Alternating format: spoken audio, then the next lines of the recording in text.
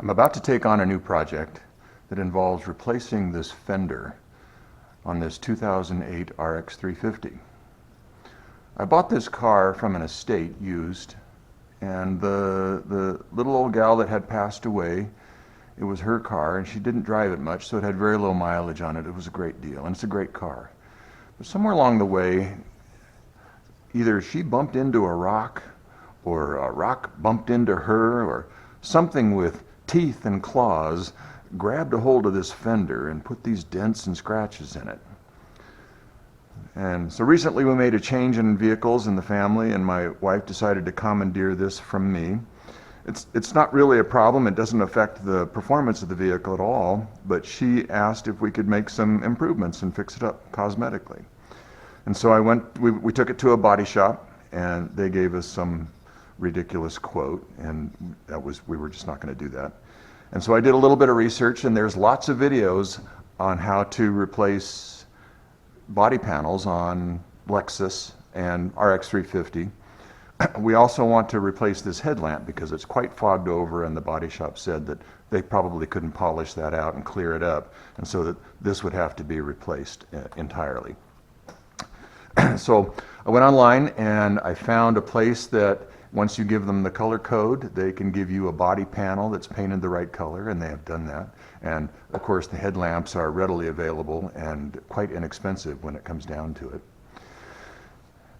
But the one thing that I could not find in any of the YouTube videos was this particular piece is kind of interesting.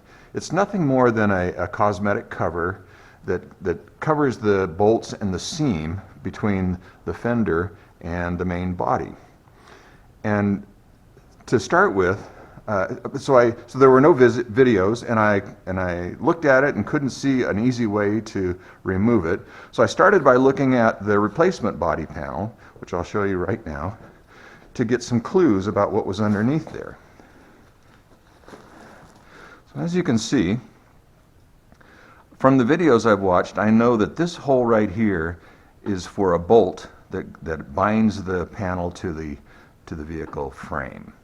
But this hole right here and this hole right here have to be for clips that hold that plastic in. So I started with that assumption. So I grabbed my handy dandy safe for plastic removal tool. I went to the inside of the door,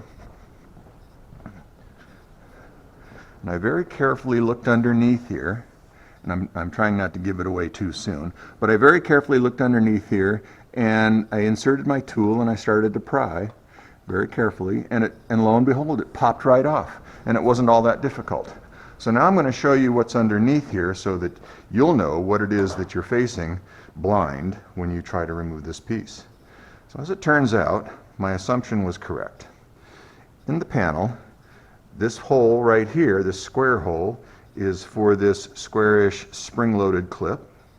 This hole over here is one of these ball détente holders. And then this one up here is really the main holder, and it's basically this friction clip which slides into this slot on the piece, and then obviously it clips into this hole. So my recommendation is, when you're ready to remove this piece, start right up here, get your tool in close up to this part of the panel, give it a gentle pry, and that guy should come right out. And then move your tool down here and try to get inside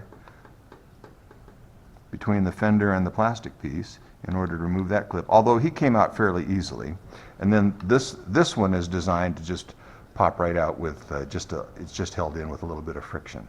So there you have it. That's what's underneath that plastic body piece.